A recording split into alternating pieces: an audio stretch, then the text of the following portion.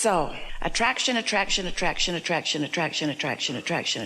only attraction. There is no law of assertion. There is no law of exclusion. There's no law of get that away from me and it just goes, because when you shout no at it, it comes closer. Yes means come to me, this thing I want. No means come to me, this thing I don't want. It's just really as simple as that. So the way that we are encouraging that you slow the momentum of what isn't wanted, or that you increase the momentum of what is wanted, is first by understanding that what is wanted is real, it's active, and it knows about you. And if you can quiet your mind to slow and eventually cease the resistant thought, because every subject is two subjects, what is wanted and the absence of what is wanted. You've created what is wanted. And when you no longer are a vibrational match to the absence of what is wanted must flow seamlessly into your experience, which means you've got to find a way to be in the receiving mode. You've got to stop this momentum that law of attraction is providing. Now, many are thinking, Esther asked us one day, well, couldn't we just explore the contrast and create the solution, create the more, and then couldn't you just suspend law of attraction for a little while we get our bearings about what we really do want? And we say, no, law of attraction cannot be suspended, but you can accomplish the same effect by quieting your mind. Because when you quiet your mind, you stop thought, which means you stop resistant thought. And when you stop resistant thought, your vibrational set point rises.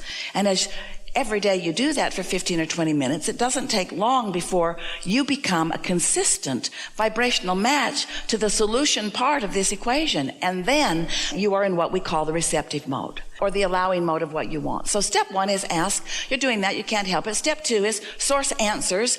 And there is this vortex that has been accumulated. And think about it. Law of attraction is responding to this wanted end of the stick just as much as law of attraction is responding to the unwanted end of the stick. The question is, which end are you a vibrational match to?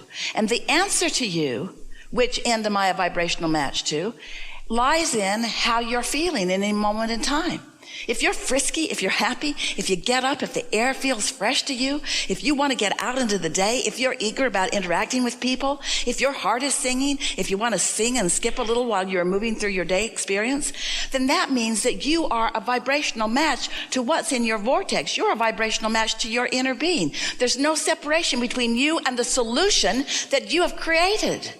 But if you're ornery, if you're pensive, if you're picking a fight everywhere you go, if you're feeling negative emotion about this and that, if you're feeling pensive and defensive, if you're feeling frustration a lot of the time, or any of the time, in any moment that you feel any of those negative emotions, then you are not a match to your solution. You are still growing your problem. And that's all right. You came to do some of that, but we want you to ask the question, has my problem grown sufficiently enough that I'm ready for the solution to come? Or would I like to grow a bigger solution by suffering longer in this problem? Some of you grow the problem because it feels like service to you. Some of you do it because it feels like you need some pain to have some gain. But we think that you have lived enough contrast and created enough in your vortex to keep you happily satisfied for 20 or 30 lifetimes. And while you will always be fine-tuning, and there will always be more that you're experiencing that will help you to have expansion, and without having an experience that causes you to have some conscious expansion, when the expansion comes, it won't be satisfying or rewarding to you. So all of these steps are important every day. Step one, which is your asking. Step two is source answering. And step three, which is what we talk about mostly with you. Step three is you finding some ways, and there are many ways, some ways to releasing resistance so that your vibration will rise, so that you can be more of the time a vibrational match to the solutions. And that's what we call the receptive mode. The receptive mode of what you really want to receive. Truly, in every moment that you are awake, and that includes almost all of you in this room right now, when you are awake, you are in some receiving mode. The question is, what are you tuned to? And therefore, what are you receiving? And the answer to that lies in the way that you're feeling. So, We want you to know that as things unfold for you, that your enjoyment is of primary importance. To be deliberate, to know that you're experiencing contrast, but to know it takes the edge off of it. To say, I'm willing to have this contrasting experience because, first of all, I can't help it. So I might as well relax into it because I can't offer a vibration all of a sudden that's different than the vibration that I'm offering. So maybe I should let myself off the hook and just roll with this because that person that I'm so mad at deserves my anger anyway. And since I can't change the way I feel about it right now, I might as well just not beat up on me for feeling the way I do. So step one is happening. Step two, when source answers, then it gets worse for you for a while. Because when you know what you don't want and therefore you create what you do want, once what you do want has come out into the light, and once the larger part of you is focused upon what you do want, now the true tug of war begins. Do you understand why? Because you've given birth to what you want, and now your inner being is focused upon it, and now law of attraction is responding to what you do want. So as the solution is growing in relationship to the problem, you've got to take a stand. You're going to go one way or the other, and we want you to care so much about the way you feel that you're willing to release your justification and your rationalization, your defense of why you want that, and just accept that you've done the work and that you've created it, and now you can let go of what's wrong and just let what's right come to you. But you can't let what you consider to be the solution come to you as long as you are defending or justifying why you need it. And you got that way over time, didn't you? You got that way primarily because you didn't really understand where all the good that was coming to you was really coming from. It seemed like it was coming from other people who kind of held you hostage a little bit, a lot. Other people who said, you have to keep my rules in order for well-being to come to you. And if you break them, then well-being won't come. But it isn't about what others think about what you're doing at all. It's only your relationship between you and you. So it is our desire that wherever you stand, that you feel uplifted by the knowledge that from where you stand, you're still launching rockets of desire. And every one of those rockets of desire is understood and being received by the larger part of you. And that it is not as difficult as it might seem to find vibrational alignment with the desire instead of with what is. But what trips so many people up is that they don't even realize that giving attention to what is just perpetuates more of what is.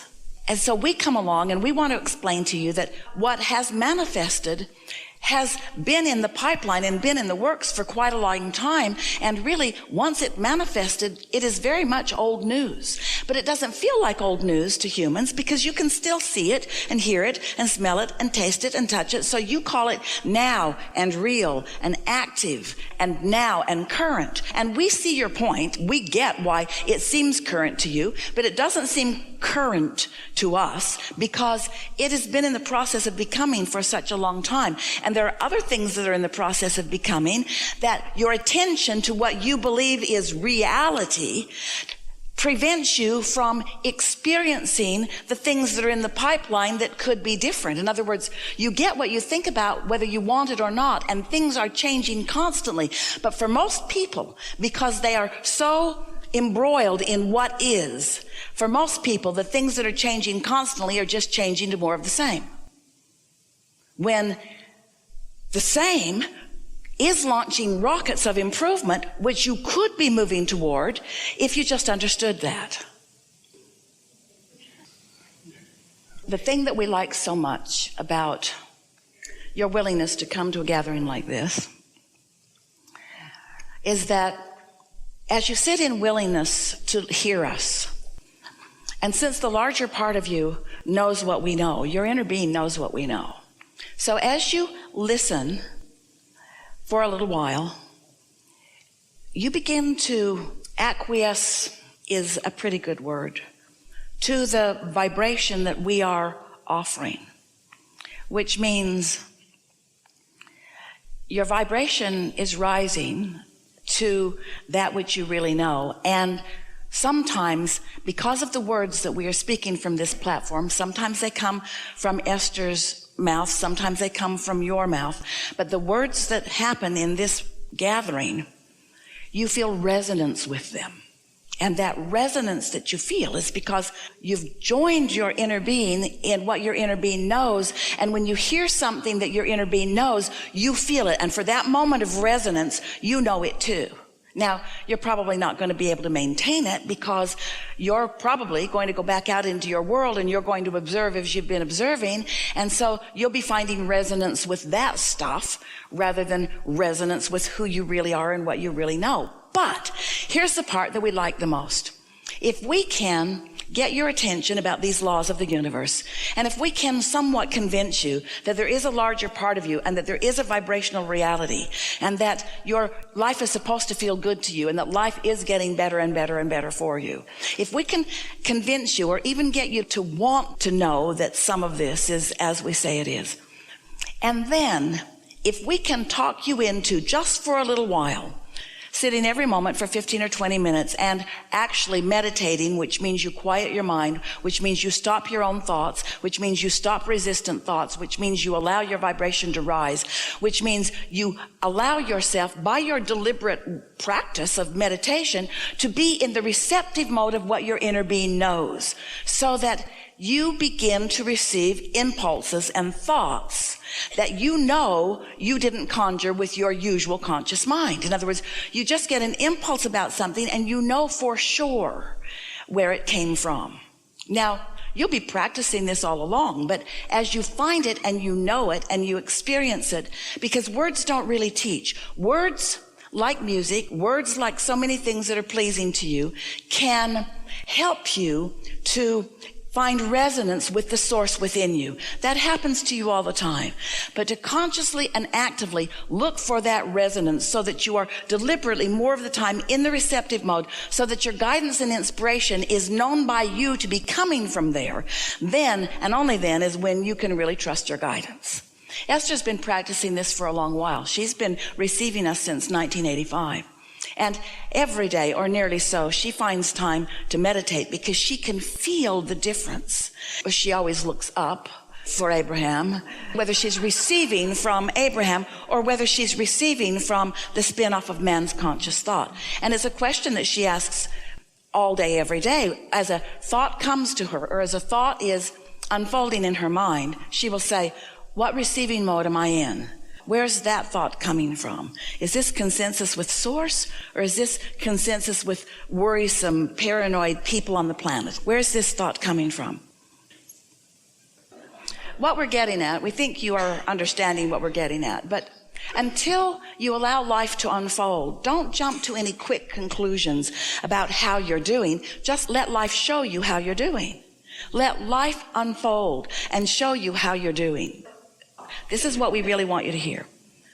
Do you ever have those questions about what's my real guidance? Well, as it plays out, the point that we're making with you is now you know sort of kind of how it works. And now you know what positive emotion means and what negative emotion means. And then as you have the benefit of being able to witness things unfold, it gives you all of the answers that you're looking for, and it gives you even more opportunity to offer your thoughts in the direction of things that yield to you more results that you are enjoying. You see what we're getting at? It's the randomness of it that makes you feel insecure. It's the erroneous and flawed belief that there are other people out there that are after you, that have the ability to negatively impact you against your will, that has you upside down in your life experience. But when you get it, that it's attraction, it's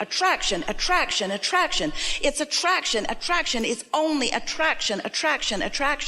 And I have control over what I'm offering vibrationally, which is the reason for everything that I attract.